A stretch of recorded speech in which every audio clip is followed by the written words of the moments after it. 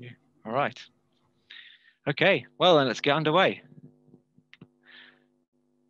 Thank you for coming, everyone. It's great. Thanks for all. Thanks for turning up. It's a bit of I think it's a bit of a strange event in the calendar of York Environment Week. I hope you'll like it. I'll start off by introducing York Community Energy. It's the organisation that I'm here with representing tonight. We are a community energy organisation, and there we go.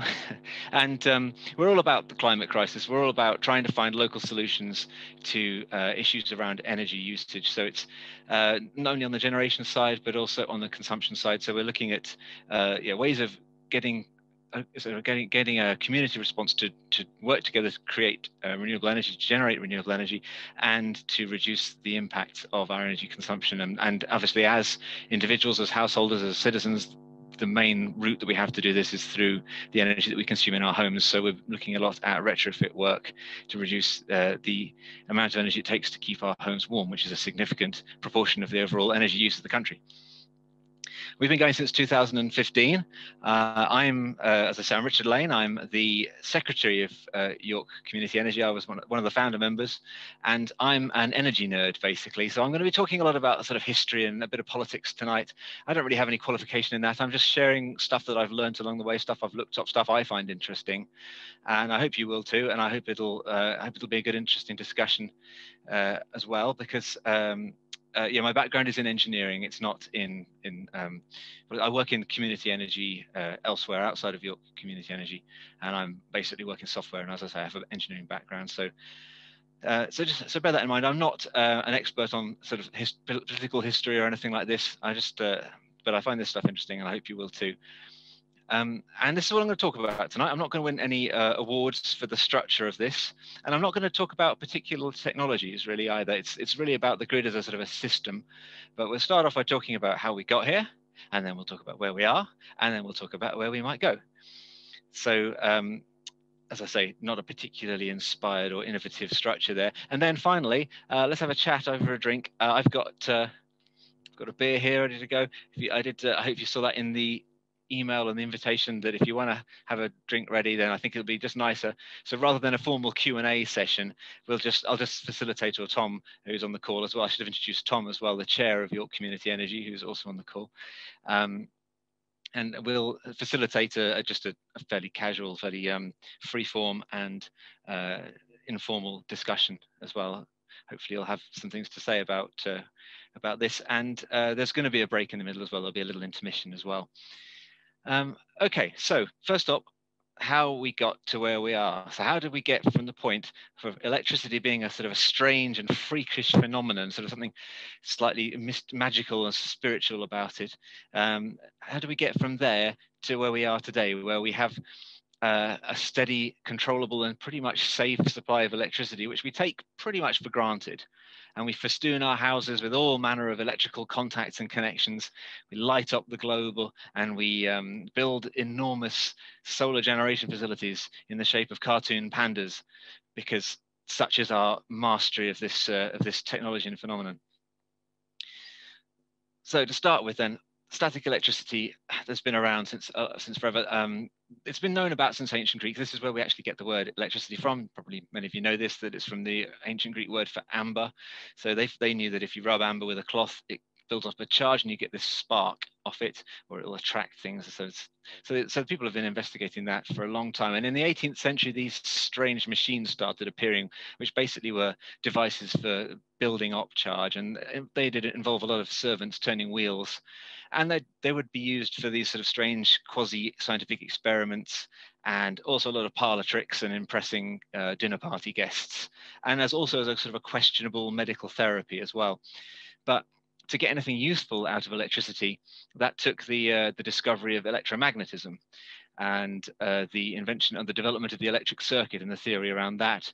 And then experimental machines could be built and refined, and you could eventually arrive at devices that could convert rotational energy, the rotation of anything really, of any sort of around any axis, any rotor, and convert that into a reliable source of electricity. On the left there, this is the first commercial application of Michael Faraday's discovery of induction, and that's the Woolwich generator. That's in Birmingham Museum, and that was used to electroplate items. So you probably know electroplating, where you put something metal in a solution, and the electrolyte forms basically transfers the mineral and the water onto the metal object. And in order to do that before the generator, they basically had to use big batteries. So they had a chemical reaction which would supply them with the current that they needed. On the right, so that's a little bit later, sort of 42 years later, you've got the Thomson DC generator, patented in 1886, and that looks pretty much like a DC generator today. I mean, a lot of people who would work with these things would just recognize that straight away. It looks very sort of like what we have today, what we use. So there's a short period where we really, again, we transformed our understanding and our ability to use electricity. And suddenly we could have it on tap, and we see what people make of it. As you might expect, of course, the early adopters were the rich, and manor houses started having electric lighting very quickly. Cragside, this is one of the first. This is in fact the first house that was lit by electricity, and it's the home of inventor and industrialist William Armstrong, the first Baron Armstrong. And it's Cragside. It's near so it's near Morpeth in Northumberland, and it's on the side of a hill, as you might guess from the name.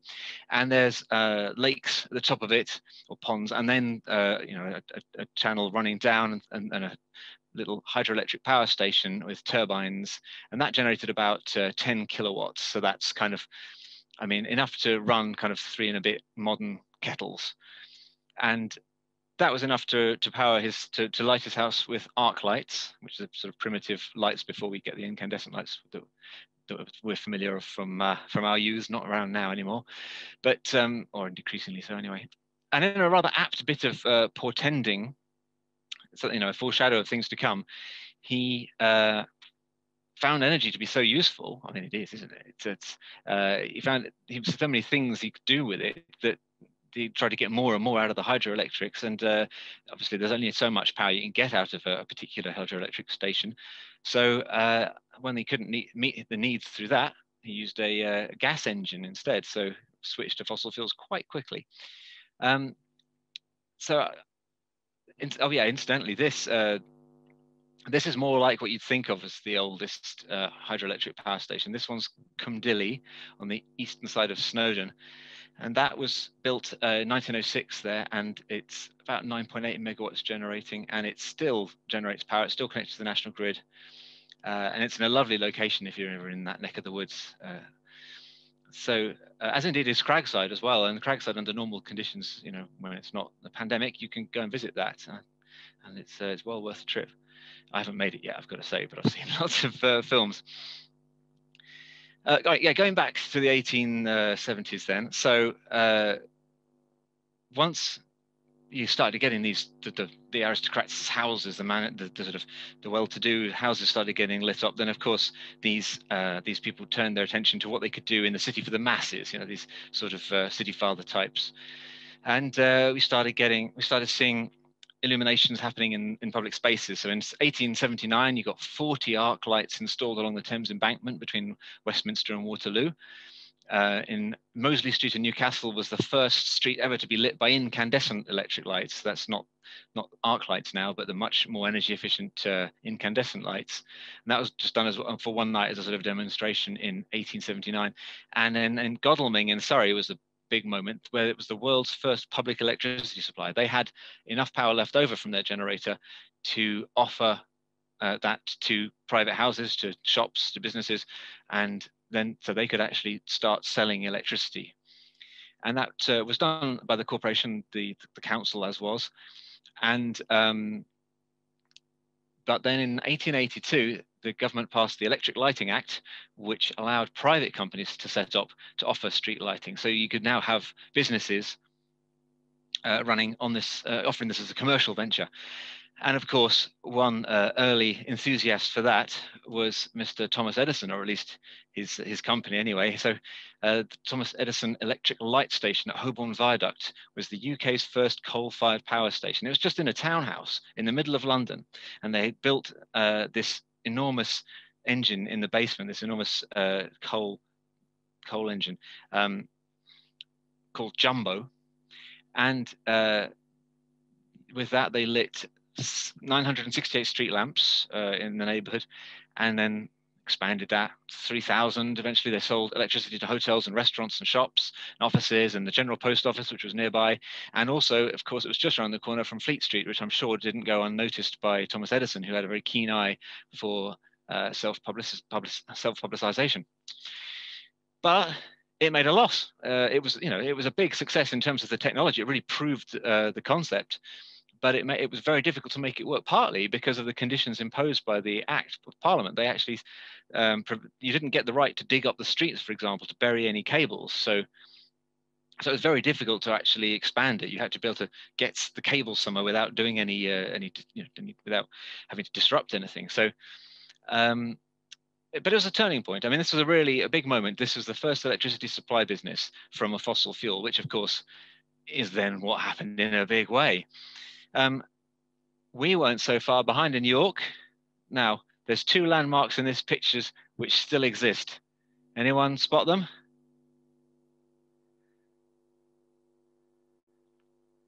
One of those, the Morrison's Tower. Yeah, the Morrison's Tower, that's the old incinerator chimney. That's right, yeah. So that places this in Foss Islands. You can actually see that cooling tower. That's so this coal-fired power station, the electric light station, was either side of the foss. So where the incinerator chimney, where it still is, it's the old site of the council tip, from if you remember that. That was where the generating was, the turbine hall was, and then the cooling tower was the other side of the river. So that little bridge that you can see on the picture on the right is still there over the foss, and that tower was over where the new Hungate development is. And there is actually a little corner where there's a little nature reserve just right at the edge of that development, and that's where that cooling tower must have been. Or maybe it was a bit further along but anyway, there's that area, isn't there, sort of a wildlife reserve. So it would have been somewhere in that lot. And you can see it in the background. Did I say that already? You can see it in the background of the two famous paintings of York by L.S. Lowry, which I can't show you because of rights issues. It was 40 megawatts. That's about 1% of Drax, and that sold to local consumers, and it generated both AC and DC and sold it locally. Incidentally, that wasn't York's only power station, of course, because any long-time YCE aficionados will know that there was another one built upstream at Linton-on-Ouse, and we did a little trip there a couple of years back to see the remains of that and the new generating station that's been installed. And this is at the lock, the weir at Linton-on-Ouse. It's about 6 to 10 miles north of York. And it was built in 1923. It was opened the 1st of August, 1923, by Viscount Lascelles and Princess Mary, who you, of course, recognized instantly in that picture. And it was really motivated by the high price of coal after World War I. There was a huge spike in the price, so they wanted to try and minimize the amount of coal they needed to buy to keep the lights on at the coal-fired power station. So they built this one, and it was a lot less powerful, but it just kept the costs down. So, and that ran until the 1960s. It wasn't really profitable in the scale of the era to come because things were changing rapidly in the 1920s. It was a time when the electricity system was in total chaos, really. It was very expensive to start with. Keeping 5 bulbs going for a day would cost a week's wages for the average person. And you had different systems everywhere. So, in one place, you've got an electricity generating public supply, which had it's generating 110 volts at 50 hertz, and somewhere else it was generating at a different frequency, different voltage. And in places like London, where you had all these different competing enterprises, then one street to another would just be on different voltages and different systems. So if you were trying to sell electrical goods into that system, then you had to be making all these variants to work every different place. So it was totally inefficient, and it was really impeding industrial development. As we said, there's this real hunger for energy, for electricity. It's such a useful power source. We call it a high-grade energy source because it's very, very easy to convert it into, to light or into rotation or movement or anything, so it can be used for a lot of things very easily. Whereas if you want to do that with gas, if you want to turn gas into refrigeration, it's more complicated. It's doable, but it's more complicated. So yes, massive demand for energy, for electricity, which just couldn't be met because of all these systems interlocking and all this inefficiencies. And meanwhile, across the channel, we had Paris was the city of light. They had the World Fair there in the 1890s, and they had these arc lights strung up all over the public spaces. And they had lights, or that searchlight on the top of the Eiffel Tower was there in the 1890s already. So, and then Berlin was enjoying the golden 20s, the Weimar Republic era, where there was a lot of theatre and a lot of nightlife, a lot of illuminated nightlife. So the UK was the dull man of Europe. But there are very different cultures in France and Germany. They're very much more centralized, and they were social democratic republics undergoing huge post-war upheaval. And meanwhile, the UK had a post-war conservative government, which was very much not interested in any more upheaval. And they passed a few electricity supply acts in 1919, sort of tweaking with it, in 1922, reorganizing things. There were endless public inquiries and reports, really trying to, but they didn't want to take cause any big ructions. But they were just really trying to delay the inevitable, because in 1926 we finally got our national grid. That was the Electricity Supply Act was passed. That created the General Electricity Board, and that was a massive act of government intervention. So you can see number 9 there, the standardization of frequency. The government said, okay, we're going to tell you what frequency you have to generate at and what voltage, and they just had to do it. So it was a massive intervention into what was a free market, and they nationalized power stations. They closed a load of generators as well and just compensated people. So it's the kind of thing that conservatives then and now really didn't want to do. And it was sort of diluted and delayed for a long time by backbenchers. But the act was passed in 1926. And work started in 1928. They installed 4,000 miles of grid across Britain, 20,000 miles of wire strung up, installed pylons by horses in remote locations, and it was all done. 5 years later, 1933, first pylon went up 1928 in Edinburgh, last pylon 1933 in the New Forest, I think it was. And it was done on time and slightly ahead of schedule, actually, and on budget. And incidentally, 1926 was also the year, coincidentally, that the campaign for the protection of rural England was founded, and that spent a lot of its early days fighting turbines not fighting turbines, that's what they do now, fighting pylons in picturesque locations. Anyway, it got built, as I say, on time, on budget, and the costs, and it was a big success, right? The costs of electricity fell by about a quarter, and all this redundant plant, all this duplication was streamlined. It was 80% of the plant was redundant, they reckoned, at the time they started, and by the time they finished, that was down to about 15%. So you had about 15% of unnecessary stuff, which is a massive step forward and massive benefits. And then of course, very soon after that, we really needed our electricity grid because there was a water fight. And after that, then of course you got the Attlee government, the big post-war nationalization that happened. And the 1947 Electricity Act, a huge act of consolidation, and that created the 14 regional electricity boards and a British Electricity Authority as well.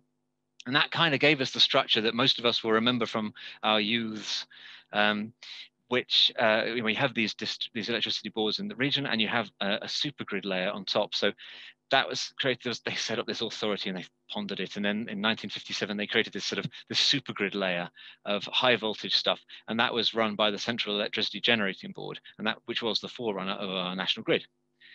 And yeah, that was part of the wave of post-war nationalisation that gave us British Rail and British Coal and the Iron and Steel Corporation, which became British Steel, and of course the NHS. And again, a massive success. the use of electricity skyrocketed over the next 50 years. Over the 50 years from 26 to 76, it increased by 14 times or something like that. And this was the era of the post-war industrial explosion and the white heat of technology and all this, and the electricity boards were engaged in promoting the use of electricity and driving that as not as an industry but also as a consumer thing. So they would be advertising use electric appliances, buy more electricity, you switch over, and it was, of course, I mean, it was really good because it meant that people it cut the pollution domestically enormously, and it was certainly certainly reduced a lot of the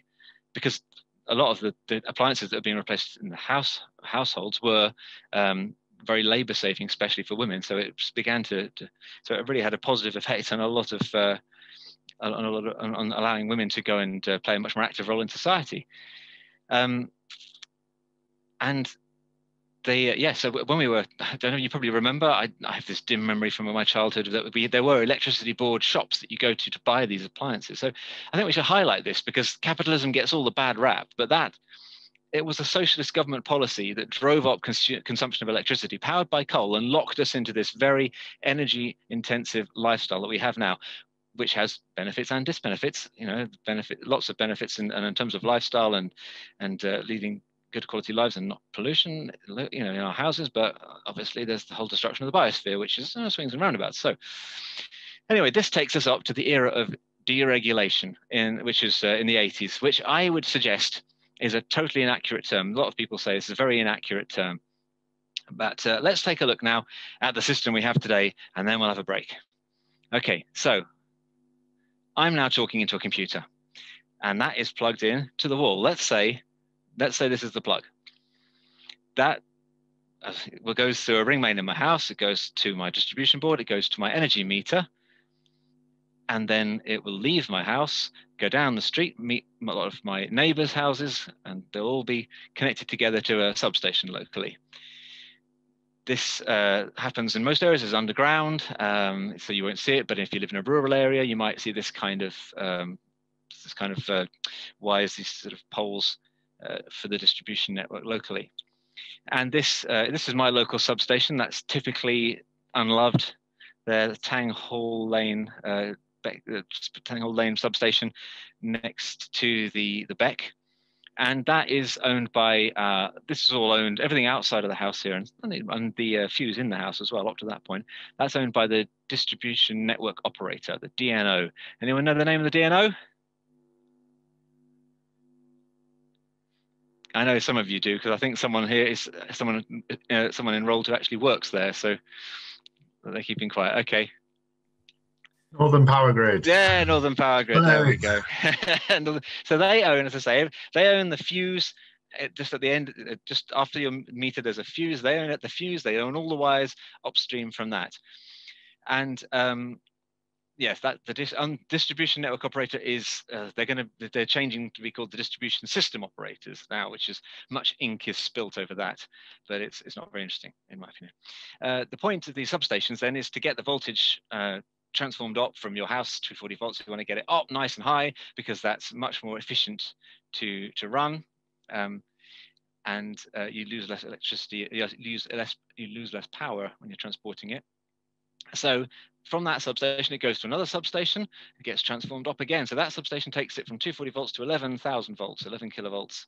And then there's another one which will connect to a load of these other substations, and that will transform it up again, 33,000 volts. And for me, the one down the street here is the Melrose Gate substation. That's just by St. Nick's Fields there. You can see it from the Tanghall Bridge. And that's, yeah, it takes and then it might be transformed up again. It might be a couple of times. If you're interested in this kind of stuff, and I appreciate a lot of people really aren't, but if you are interested in this kind of stuff as an engineer, check out this Open Infrastructure Map, openinframap.org. It shows us like substations. It shows all of the distribution lines and the national grid, and it's endlessly interesting if you're traveling around, you want to know what something's connected to. If you're that way inclined, and I will not hold it against you if you're not. Anyway, right, so things keep getting transformed up. Eventually, at some point, they'll hit something which is an altogether bigger beast, and that's the grid supply point. And for me, that's the one out Osbaldwick near Grimston Bar, and that is then connecting it to this top level, this supergrid, the thing that was created in 1957, the high voltage transmission network, and that is the thing run by National Grid. And that's what these enormous pylons that you see marching across the landscape, especially around here. There's quite a lot of them around here because, of course, all those coal power stations in Megawatt Valley just to our south that you can see cluttering up our horizon. And they could be just nice wind turbines there instead. And that is controlled. So that network there, you can see the picture on the right-hand side, and that is controlled from a control room. I mean, there's backups, but this is the control room in Berkshire where they make real-time continual decisions on how to balance the grid across the whole of the UK. So that's balancing that top-level distribution network. And they are under continual cyber attack for their pains. They estimate there's a cyber attack on this facility once every minute. Anyway, so the question of who owns the grid, I say the National Grid is the transmission network. It's a bit more complicated than that. National Grid Group PLC are a privately owned multinational. They operate networks in the US as well. They're split into several different organizations. So there's the electricity systems operator and a transmission company that own the stuff. And then there's two separate transmission operators for Scotland.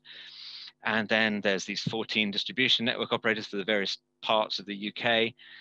And then the independent network operators as well, which will be doing supplies for particular neighborhoods, particular housing developments typically. So if we want to say who manages the grid, well, we have to pull out a bit further. So we'll lump all that lot together, all those people we just talked about, lump them all together, call that the infrastructure, which we're connected to as consumers. Right, we've got a metal connection of wires going into that lot. So we buy our electricity from suppliers. Suppliers get their electricity on the electricity markets and then sell it back to us. So the electricity markets, obviously, then, and the generators, people who are generating electricity, sell that into those markets, and they're physically connected to the infrastructure too. Then, of course, actually these days it's the smart grid, isn't it? So you've got this separate data channel as well. If you've got a smart meter in your house, then there's this other chain through smart meter system operators, and then a data communications company, which is run by Capita, although the technology is actually from CGI, which is, I think, a Canadian company. And there are other third parties as well involved in this. And if it's green, then you've got a separate market for renewable energy generation origin certificates. And it starts getting pretty complicated, this. And then, of course, this is all regulated. So this is the point I wanted to make, is that we call it deregulation, but this system now has thousands of companies in it. And they're all regulated, and they all have to follow codes, which are set. So the actual amount of regulation is higher than ever. There's more regulation than there ever was under a single, under a single government-owned system. I mean, there were different organizations when it was owned by the government, but the amount of regulation is vastly increased. So I think if you ever hear anyone use that term, stick your tongue out at them. That's what I say. Now, I was saying electricity markets. One final thing, just one final burst now. Stay with me.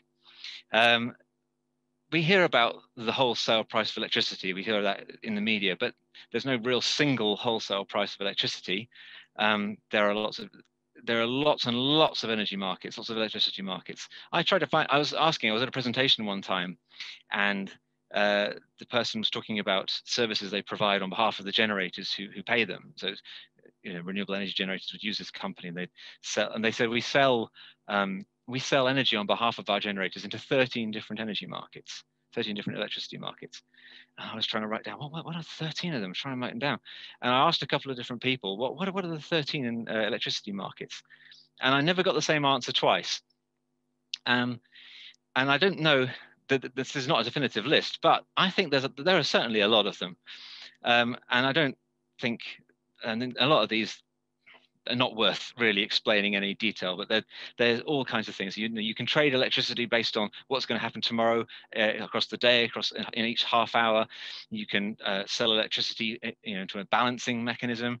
You can sell point to point, as an individual buyer to a supplier through a power purchase agreement. That you can sell the ability of your electricity to provide frequency stabilization. You can provide it. You can sell it as the ability to restart after a blackout, after an energy blackout.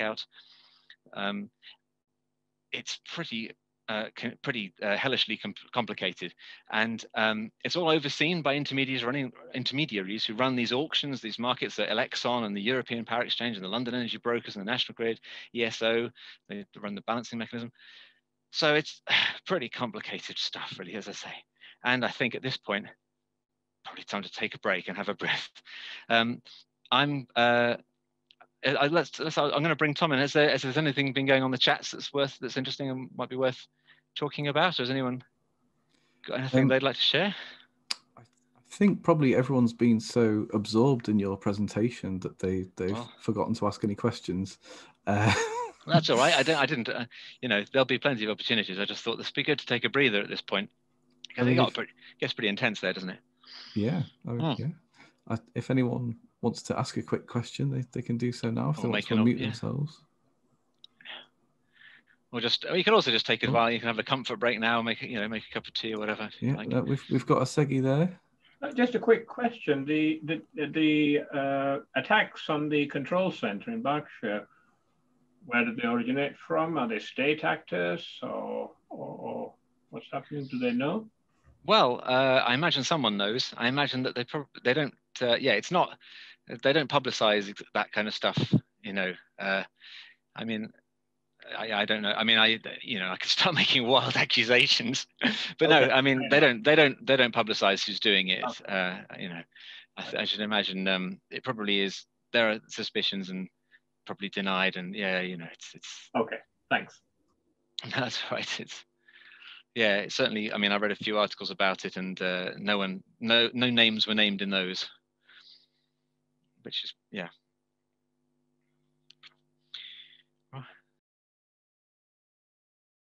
Are we sitting comfortably again? Hope we've got a good stretch. So let's recap where we got to so far, and let's work out why my clicker. There we go. Recap. So the history of electricity was very male, wasn't it? We saw those pioneers of electrical theory. They were all blokes, weren't they? So not entirely, but isn't entirely male. I want to introduce you now to this Hertha Ayrton, the first female member of the Institution of the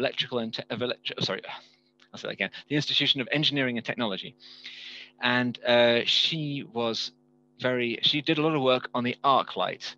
So that was what lit Baron Armstrong's house for 10 years, if you remember. And she identified the benefit of excluding oxygen from the bulb, which of course is something that then carried on into sort of vacuum bulbs and neon signs and so on. Basically identified that this caused problems with where the spark hit the carbon contact. But it basically stopped them. It explained why they flickered and they blew up quite so frequently. So it was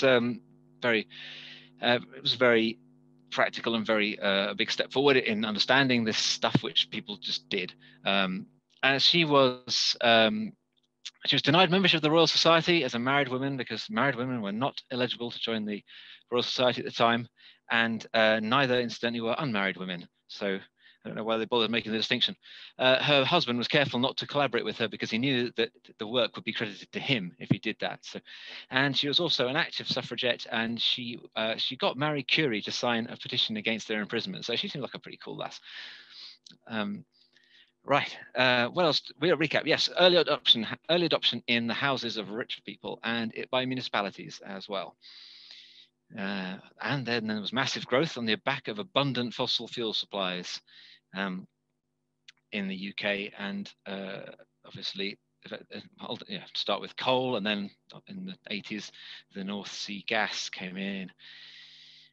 And that the complexity of the national grid required coordination, and it really was the coordination and the sort of centralization that unlocked the scale that it worked at. And that deregulation is a misnomer. No, don't forget that. So anyway, having seen this system, we have this immensely complicated system of thousands of companies all working to sell us electrical services. We've now got to, of course, change it completely and do something new with it. We've got to actually decarbonize it. We've actually got to make it run in a very fundamentally different way. And we've got off to a good start on this. We've ended the coal age, and that's widely seen as ending in May 2019, when the UK first went without coal to generate electricity for over 2 weeks. So remember, Edison opened Holborn Viaduct 1882. So 135 years later, before there was another day when we didn't use coal to generate electricity, and that was in 2017. In 2019, there were 83 days when we didn't use coal. By mid-August this year, there were 137. So the use of coal has fallen off the cliff totally, and we now use more. We now get more electricity from renewables than we get from coal. And of course, most recently, we have our net zero pledge. The government has said it's going to be net zero by 2050, and that was signed. This is Chris Skidmore, this picture is. That's the Minister for Science in June 2019. He was Minister of Science for almost a whole 6 months. So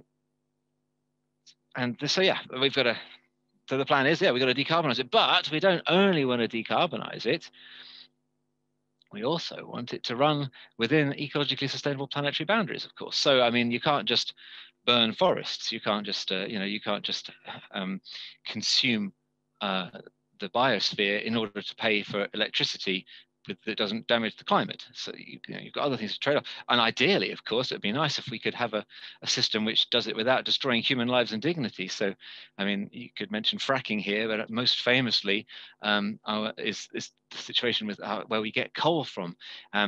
Since we closed all our mines in the 80s, I say we, since Thatcher closed all the mines in the 80s, we've imported coal from around the world, and there have been some truly phenomenally unpleasant ways of getting coal out of the ground. So you may be aware of a lot of these. In the USA, huge swathes of old growth forests in the Appalachians are destroyed in the process of mountaintop removal. They actually blast the top off the mountain, push it into the valley, and to get at a seam of coal in the middle of the mountain. There are mountains that just don't exist anymore because they've been blown up. It's absolutely amazing. Germany, a country that we think of as famous for its progress on renewables, there are huge lignite mines in the Rhineland area, the western part of Germany, and they continue to expand. The top picture there is a cathedral in the village of Immerath, an old Baroque cathedral, and that was destroyed. That whole village was just relocated. They just pulled it down, and the lignite mines expanded there, and they're continually eating away at Hambach Forest as well, an ancient forest. And that's happening in Germany. There's protests about that you may have heard about. And in Russia, this is, and in some part of the world, I mean, it's even worse, of course, in parts of the world where you don't get good oversight on things like human rights. And so villages in rural Siberia are destroyed. They don't get relocated. They don't get a new church built. The open cast mine wants the land. The houses go on fire. They get knocked down by bulldozers. And, and there's, and the same happens in Colombia as well, another source of coal, major source of coal in the UK. These have these absolutely enormous open cast mines that just eat up villages, and people who object tend to find that bad things happen to them. So we don't do that anymore. I mean, we do. We still import coal. So let's not pretend that that's behind us. We're still complicit in all this stuff. It's all still going on. But we'd like to pretend we don't. We're going to get to net zero. The coal age is over. Yeah, it's just about over. And we're going to get to net zero. So how are we going to do that? Well, the government doesn't really have a plan. I think that's a fair thing to say. We haven't really been given any clear, any clearly spelt out plan. We have, various 10-point plans and initiatives and so on. We don't really have a clear plan of how to get to net zero. We have lots of reports. We have lots of suggestions. We have, under the 2015 Paris Accord, we actually are going to have to submit our national plan because we come under the EU's called independently national determined contributions. So that's our plan for getting that's our plan for meeting the Paris goals, the 1.5 degree C warming on pre-industrial levels. So we didn't have to submit one because we're part of the EU, but as of next year, of course, we won't be able to do that. So we will have to submit that for COP26, and we're expecting that any day now, really. We have a net zero business champion. We have this medium-sized spending package that was announced as if it was a revolution the other week, which is less than the spending package for the military, but swings and roundabouts and priorities. We also have lots of these sort of plans. We have a clean growth strategy. We have the climate change committee on climate change, rather. They have their net zero plans. We also have these future energy scenarios produced by the National Grid annually, which kind of outline potential ways of getting. Well, most of their scenarios actually get us to net zero, but not all of them. So we've got a lot of material, a lot of reports, but no clear plan. And one thing you often hear talked about when you're in this policy area is a thing called the energy trilemma, which is quite tiresome, really. Sometimes it's posed as sort of a three-way blockage. Sometimes it's posed as three parts of a challenge, you know. But it creates this picture of us of an unresolvable deadlock. You know, we can't be sustainable because it makes energy unreliable or it's too expensive. We can't make, you know, we can't do anything. We can't reduce the price of energy because we need to be sustainable. You know, it creates this picture of like, oh, it's too difficult. But I mean, I don't think it's. I think a lot of people are quite bored of hearing about this, and it's. I don't think it tells the full story. I mean, if these three were the only issues, then you could basically just nationalize the whole lot, set energy prices as you want, take the bill out of general taxation. But you know, that's the Corbynist plan. That was hardly hailed as a breakthrough, was it? But I think it does show that there's more to this. If you flip this energy trilemma up and look underneath, there is this underlying assumption that we can't damage investment, we can't damage the assets that we've got. And I think we're in the same situation. This is my opinion now. I think we're in the same, very similar situation to the one that we were in 1926, right? We have a Conservative government that is unwilling to do anything drastic. We have an endless stream of reports and strategies. You know, this 10-point plan, there's these sort of, you know, all these documents, these scenarios. But they don't want to do anything drastic that's going to affect the value of these thousands of companies involved in the energy system. So, so that brings me to the main point, or one of the big points I wanted to make today, which is that this is not really a problem for engineers to solve. The energy trilemma makes it sound like we're looking for a technological solution which will allow us to deal with these three issues, and we're going to wait until one comes along. And that's why I haven't talked about technology today, because I don't think technology can solve this problem. It is a political one. We've arrived here teetering on the edge of what our planetary systems can sustain because of the 20th century's political agenda to promote growth via socialist means or capitalist. So if it's a political problem, let's solve it the best way that we know to solve political problems. Let's have a referendum. So Tom, launch the poll. This is so choose, what do you think is the most important thing? What do you want electricity to do for you? And yeah, you only get one vote because that's a referendum. There's no nuance in this. Just so I appreciate this is a horrible thing for me to do, and I'm very sorry. I'm not sorry. I'm sorry. I'm not sorry. But yeah, let's see what people say.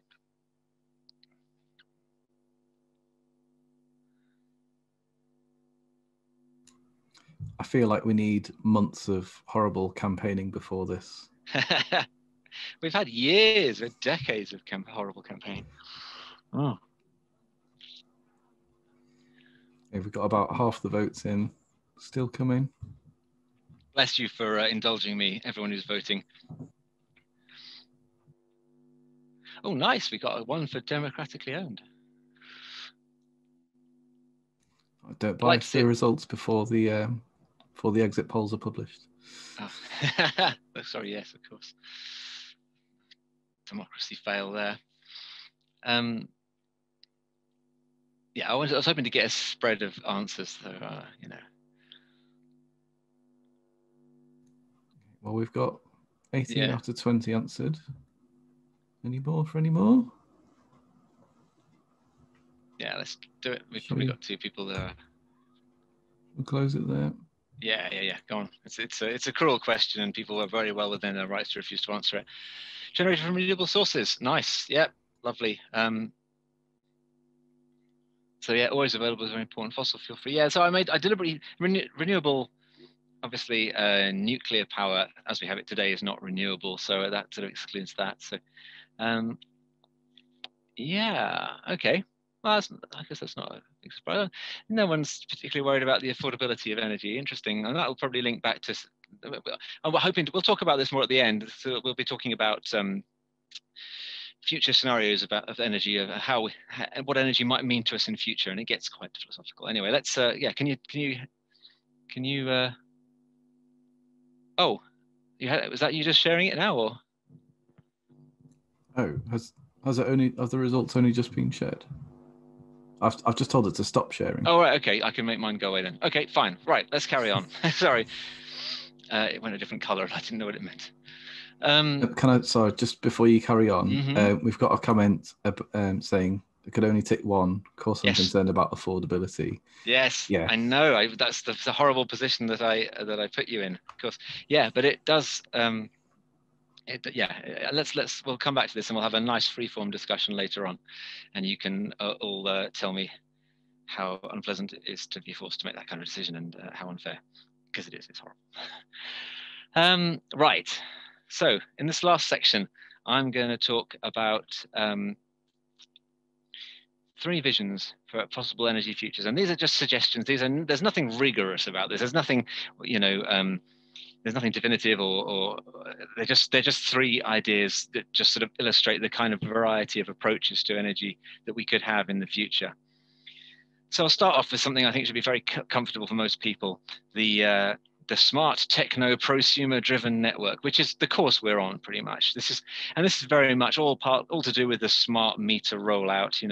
This is about putting technology everywhere. So PVs on your roof, electric vehicle on your drive, hydrogen boilers or heat pumps, and controlled ingeniously to balance against a variable tariffs, dynamic tariffs. We've seen the first dynamic tariff appearing, the Octopus Agile tariff, and that's very much the kind of thing that the government, I think, wants to support to get us all nudged to change, to respond to conditions in the grid.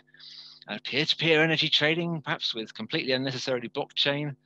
The top slice for network management, coordinating all this stuff, coordinating between, when having heat when you need it, and having a car ready when you need it, and being able to send electricity back to the grid to support when you don't need it.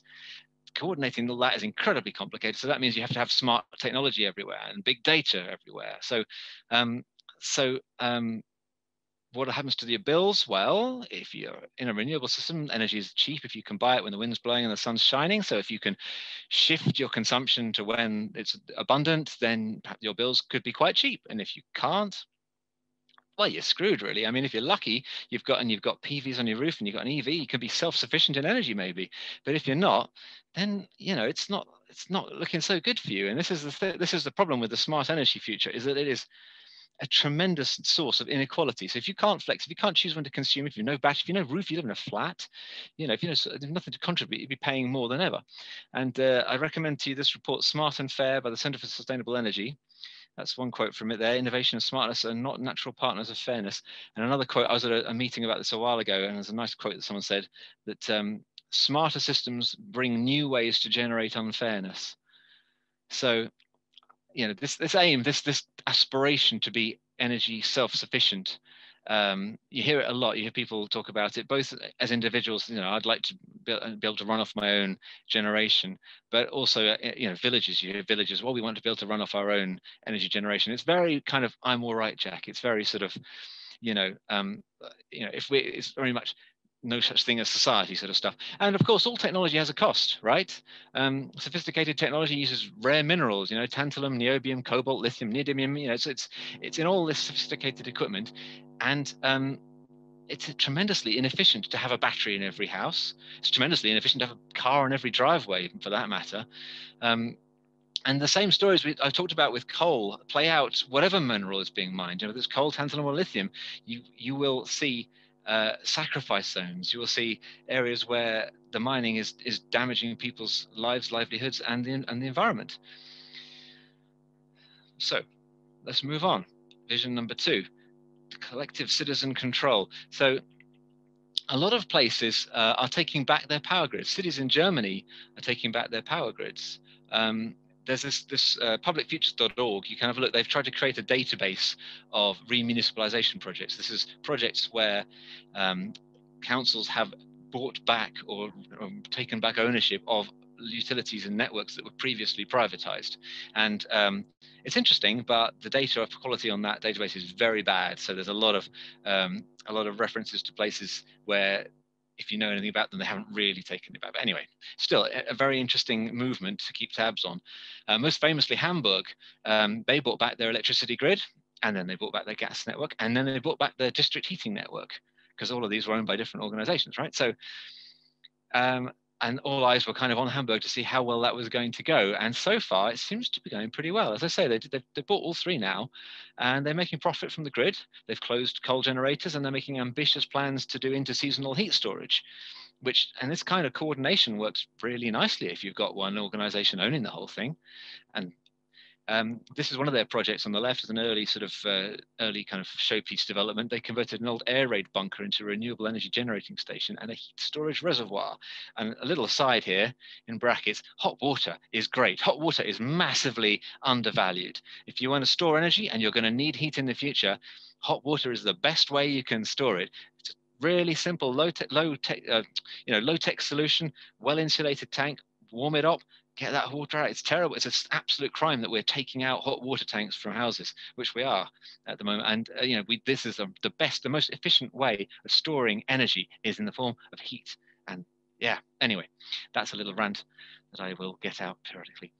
So this heat storage reservoir, the system will meet the needs of about 3,000 households for heat and for 1,000 for electricity. A really nice project. And on the right here, this is Mittelgrund wind farm. And at the turn of the millennium, 2000, this was the largest wind farm in the world. And it was half community owned. It was half owned by the Copenhagen City Council and half by citizen co-ops. So Denmark is one of the world leaders in wind technology, in offshore and onshore wind. And that was achieved by harnessing citizen cooperatives. They basically encourage the ownership of these of the turbines of the wind farms by citizens, and it unlocked a huge amount of investment and a huge amount of engagement. There wasn't any objection to these turbines going up because it's our turbine. So yeah, another great success story there. But we would have to fundamentally rewire government in this country to do this. We don't have this level of powers vested in local authorities. It starts to become possible with these kind of larger city regions, like like the general Manchester authorities, but it's still a way off, in this country for now. I mean, but we're talking about the future. Who knows? And third and final vision from me. Let's go deep green, our deep green localized future. Now, if small is beautiful, then the national grid is hideous. What if we relocalize it? So what if we just what if we just build these renewable based energy grids locally, just sharing, like this kind of thing is happening a lot in developing countries as well, where you're getting little microgrids forming and people are just sharing or trading electricity in a small environment, in a small community. And these pictures are from Findhorn. They are connected to the grid. This is the place with the lowest ecological footprint in the UK, and their grid connection is actually a bit of a millstone around their neck, to be honest, for reasons that are complicated. But yes, in this kind of deep green future, then what if this renewable electricity was like any other natural resource, to be consumed or stored as available, when it's available? So perhaps we don't need, do we need electricity all the time? If we're going to be living in a sustainable world where we have to have a very different relationship with our with our surroundings and our ability to consume on demand, then we could see this as being, I'm going to get really deep green here. What if we see it as this sort of, it's not units to be traded? What if it's not, energy is not units to be traded, or even electrons going down a wire from point to point, which is what people often talk about it a little bit inaccurately. What if it's this force that we collectively maintain, and it's there and you draw from it and you put back to it? It makes sense in the context of a world where you live within planetary boundaries. Is the level of innovation and technology required for that smart vision? Is it possible if we've got to actually scale down our consumption? Perhaps we need to talk about what we need, what energy do we need, how much energy is sufficient, not trying to consume more. If we aren't going for growth, because we really can't really afford to, then we need to start thinking about how much energy we actually need, how we can best get it, and when do we need it. But without the grid, maybe we're just back to energy feudalism. What I'm talking about here is some kind of horrendous primitivist idea of where you've got so in Scotland they're sitting on a pile of wind energy, and meanwhile, people in East Yorkshire, say, where there's with the That's a good, some spot in the country where there's very low wind resource and it's quite grey on the, so they're sort of, they've not got much to trade. So you've kind of got this kind of inequality developing again in a sort of a energy fuel. Anyway, Future Vision 4. Right, over to you. This is the time when I'm going to open this beer, and I want to hear from you what you think about all this. So yeah, I finished. Thank you very much for listening. But yeah, that's me. That's me done for a bit now. I want to hear from you.